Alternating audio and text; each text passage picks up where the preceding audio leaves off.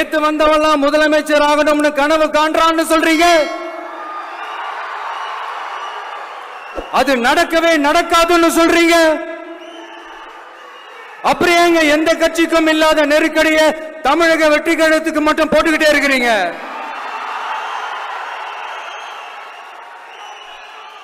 அணை போட்டு ஆத்த வேண்டும்னா தடுக்கலாம், காத்த தடுக்க முடியாது.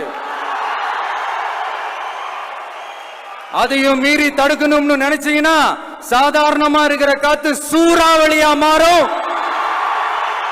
ஏன் சக்தி மிக்க புயலா கூட மாறும். எனது அருமை தமிழக வெற்றி கழக தோழர்களே, நான் மாநாட்டில் ஒரு விஷயத்தை ரொம்ப வலியுறுத்தி சொன்னேன். அதே தான் இங்க நான் திரும்பவும் ரிப்பீட் பண்றேன். இந்த மண் பிளவுவாத சக்திகளுக்கு எதிரான மண், சகோதரத்துவ மண், சமய நல்லிணக்கத்தை பேணும் சமூக நீதிக்கான மண். இதை நம்ம பாதுகாத்தே தீரணும். உங்க எல்லாரையும் வேண்டி வேண்டி கேட்டுக்கிறேன். தமிழ்நாட்டிலிருந்து பல பகுதிகளிலிருந்து வர செய்திகள்லாம் கேட்கும் போது மன உளைச்சலையும் மன வேதனையும் தரதாகவே இருக்கு.